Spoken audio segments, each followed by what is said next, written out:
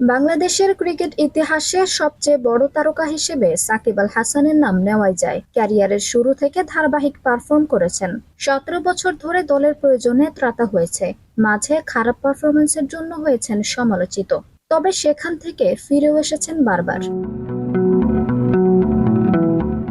সবশেষে চলমান টি-20 বিশ্বকাপে ব্যাট বল দুই জায়গায়ই পারফর্ম করতে ব্যর্থ হচ্ছেন টাইগার এই অলরাউন্ডার।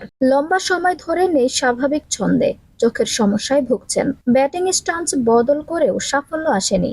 শর্ট বলে ভুগছেন গত 1 বছর ধরেই। আর দলের হয়ে পারফর্ম না করায় স্বাভাবিকভাবেই সমালোচনার তীরে বিদ্ধ হচ্ছেন সাকিব। ভক্ত সমর্থকরা নিজেদের একাদশেও দেখছেন না তাকে, তবে বাংলাদেশ দল অবশ্য তেমনটা কিছু ভাবছেন না। গতকাল নেদারল্যান্ডস ম্যাচের আগে দলের প্রতিনিধি হয়ে সংবাদ সম্মেলনে আসেন অধিনায়ক নাজমুল হোসেন শান্ত। সেখানে সাকিবকে নিয়ে শান্ত বলেন, সাকিব ভাইয়ের পারফরম্যান্স নিয়ে আমাদের দলের কেউই চিন্তিত না।